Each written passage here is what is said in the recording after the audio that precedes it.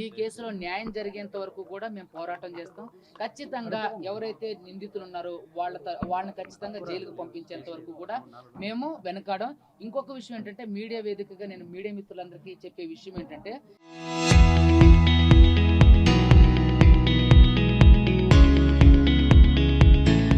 ఇక్కడ bank transactions జరుగుతున్నటువంటి ఏవేదైతే బ్రహ్మవత్తు మధు కానివ్వండి, తర్వాత ఎవరైతే శివ ఉన్నారో, మంగ్లీ గారు ఉన్నారో, వాళ్ళని ఎందుకని అరెస్ట్ చేయలేదు? వాళ్ళని అరెస్ట్ చేయకపోవడానికి గల ఆంతర్యం ఏంటి? ఈరోజు 2,000 రూపాయల ఫ్రాడ్ ట్రాన్సాక్షన్ జరిగితే అకౌంట్లు ఫ్రీజ్ చేసి వాళ్ళ మీద కేసులు పెడుతున్నటువంటి పోలీసు వ్యవస్థ ఎందుకని మరి ఈరోజు ఇన్ని లక్షల రూపాయలు, ఇన్ని కోట్ల రూపాయల ఫ్రాడ్ జరిగినప్పుడు, ట్రాన్సాక్షన్ జరిగినప్పుడు ఎందుకని మరి వీళ్ళని అరెస్ట్ చేయలేదు? సో కాబట్టి నేను ఏమంటానంటే, అదేవిధంగా తెలుగు ప్రజలందరికీ, అదేవిధంగా మీడియా మిత్రులందరికీ నేను ఒకటే విన్నవించేది ఏంటంటే, ఈ కేసులో ఆవిడ పెద్ద హస్తం ఉంది. ఆవిడే ఇందులో మెయిన్ కల్ప్రిట్, కర్త కర్మ క్రియ ఆవిడేనని బాధితులు మాతో చెప్తూనే వస్తున్నారు. ఖచ్చితంగా ఆ కేంద్ర మంత్రి యొక్క హస్తం ఈవిడ కాపాడుతుంది కాబట్టే ఇంతవరకు ఇంత పెద్ద సెన్సేషన్ అయినటువంటి ఈ పెద్ద స్కాము ఇంతవరకు కూడా అరెస్టులు కాకోకుండా ఉంది. మరి ఏదైతే బాధితులు ఉన్నారో వాళ్ళందరి ప్రాణానికి ఎవరు హామీ? ఇంకా నేను ఒకటే విషయం ఇక్కడ మీకు చెప్పదలుచుకుంది ఏంటంటే, చాలా మంది చనిపోవడానికి అవకాశం ఉంది. వాళ్ళు పొద్దునే మబ్బుల్లో 5 గంటలకు 6 గంటలకు ఇంటి నుంచి వెళ్ళిపోయి రాత్రి 11, 12 గంటలకు ఇంటికి వచ్చి పడుకుంటున్నటువంటి పరిస్థితి, అప్పులు బాధలు తట్టుకోలేక ఎవరైతే ఏజెంట్లుగా ఉన్నవాళ్ళు ఉన్నారో వాళ్ళందరూ కూడా చాలా భయపడుతున్నారు, చాలా భయభ్రాంతులకు గురవుతున్నారు. సో న్యాయం జరగదేమో అని. సో కాబట్టి నేనేం చెప్తున్నానంటే, దయచేసి మీడియా మిత్రులందరికీ కూడా నేను ఒకటే కోరుకునేది ఏంటంటే, బాధితులకు న్యాయం జరిగేంత వరకు కూడా అడ్వకేట్ సుబ్బు ఉంటాడు. అదేవిధంగా ప్రజాప్రతినిధులు మీరు కూడా బాధితులకు న్యాయం చేయండి, బాధితుల పక్షాన నిలబడండి. సో నేను ఏమంటానంటే, ఎవరైతే స్కాములు చేశారో, ఎవరైతే దాచుకున్నారో వాళ్ళని కాపాడే ప్రయత్నం మాత్రమే జరుగుతుంది తప్ప, వాళ్ళు ఎక్కడ కూడా వాళ్ళ మీద లీగల్ యాక్షన్ కానివ్వండి, వాళ్ళు అరెస్ట్ అయిన దాఖలాలు కానివ్వండి, వారి మీద తీసుకున్నటువంటి యాక్షన్ కానివ్వండి, ఇంతవరకు పోలీస్ వ్యవస్థ దగ్గర నుంచి కానీ, ప్రభుత్వం దగ్గర నుంచి కానీ ఏమీ రాలేదు. అంటే ఎంతోమంది అంటే పెద్ద పెద్ద స్కాములు బయటకు తీసుకొచ్చినటువంటి వ్యక్తులు మరి ఈ స్కామ్ను జరుగుతున్నప్పుడు, ఎందుకంటే ఇందులో చాలా వరకు కూడా బాధితులందరూ కూడా గిరిజనులు, దళితులే ఉన్నారు కాబట్టి వాళ్ళకి ఏది జరిగినా సరే ఏం కాదులే అనే ఒక నిర్లక్ష్య వైఖరి. సో కాబట్టి నేను ప్రభుత్వాన్ని దయచేసి నమస్కరించి మరి వేడుకునేది ఏంటంటే, ఇక్కడ ఉన్నటువంటి బాధితులకు న్యాయం చేయండి. మంగ్లీ బాధితులు ఎవరైతే ఉన్నారో, బ్రహ్మవత్తు మధు బాధితులు ఎవరైతే ఉన్నారో వాళ్ళందరికీ న్యాయం చేయండి. ఇక్కడ అహంకారపూరితమైనటువంటి ధోరణి ఏంటంటే, మీడియా మిత్రుల యొక్క నోరు నొక్కడానికి, ఇక్కడ జరుగుతున్నటువంటి అంశాలు బయటకు తెలియకుండా ఉండడం కోసం ఆవిడ అనేక ప్రయత్నాలు చేస్తున్నారు. సో మీ మీడియా మిత్రులు అందరి మీద కేసులు వేయడం, నోటీసులు పంపించడం కూడా జరిగింది.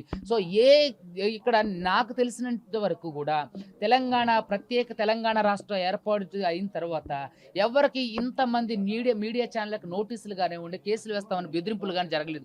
ఎస్పెషలీ మంగ్లీ కేసులు మాత్రమే ఎందుకు ఇలా జరుగుతుంది?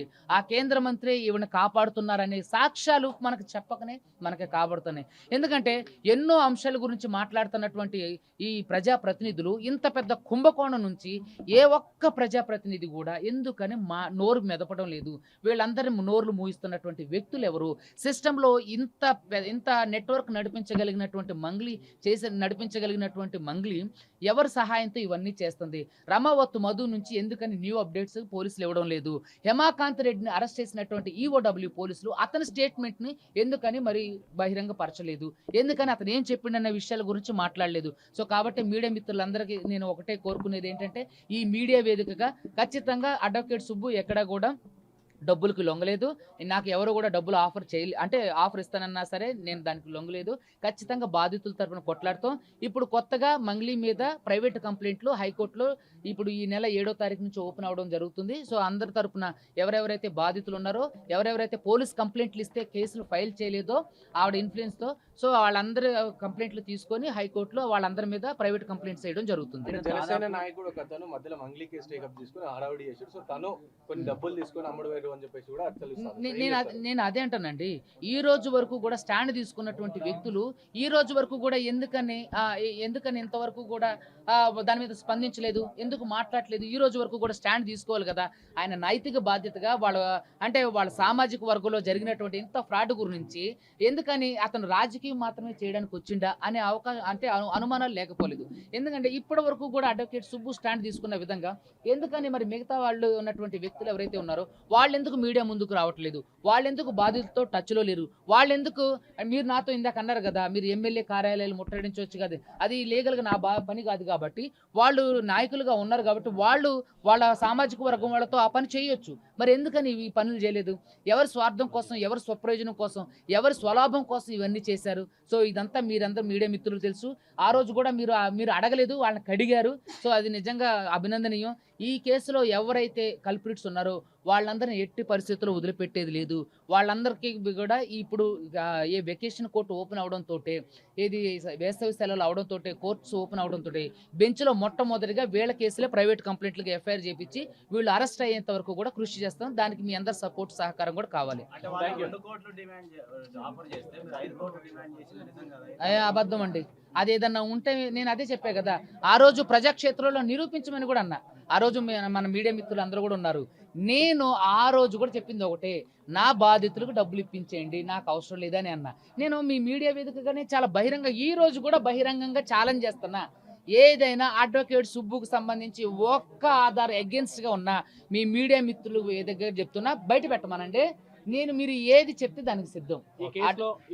ఈ కేసులో ఇప్పటి వరకు మీరు పలుమార్లు ప్రెస్ మీట్ పెట్టినా కూడా సపోర్టర్స్ గానీ బాధితులు గానీ మీ ఎమ్మటి వచ్చారు.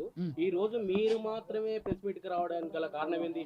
నెగ్లెక్ట్ ఏమైనా ఉందా? లేదండి, ఈ రోజు నేను మాత్రమే ప్రెస్ మీట్ పెట్టడానికి గల కారణం ఏంటంటే, నేను ఎక్కడికి వెళ్ళినా సరే మన మీడియా మిత్రులు కానివ్వండి, అదేవిధంగా ప్రజలు కానివ్వండి, నేను ఏదన్నా వీడియో ఇన్స్టాగ్రామ్లో పోస్ట్ చేసినా సరే, అన్నగారు మంగ్లీ కేసు ఏమైంది సార్, మంగ్లీ కేసు ఏమైంది, మీరు ఏం చేశారు, మీ స్టాండ్ ఎటువైపు అని మాట్లాడడంతో ఇది ప్రతినిధులుగా ఎవరైతే నేను ఉన్నానో నన్ను అడిగిన క్వశ్చన్స్కి నేను ఆన్సర్ చేస్తున్నా.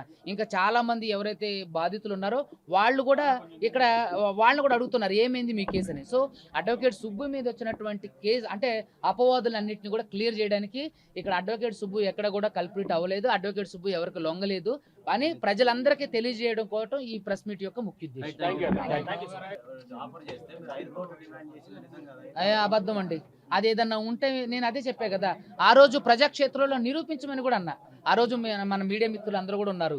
నేను ఆ రోజు కూడా చెప్పింది ఒకటే, నా బాధితులకు డబ్బులు ఇప్పించేయండి, నాకు అవసరం లేదని అన్నా. నేను మీ మీడియా వేదికగానే చాలా ఈ రోజు కూడా బహిరంగంగా ఛాలెంజ్ చేస్తున్నా.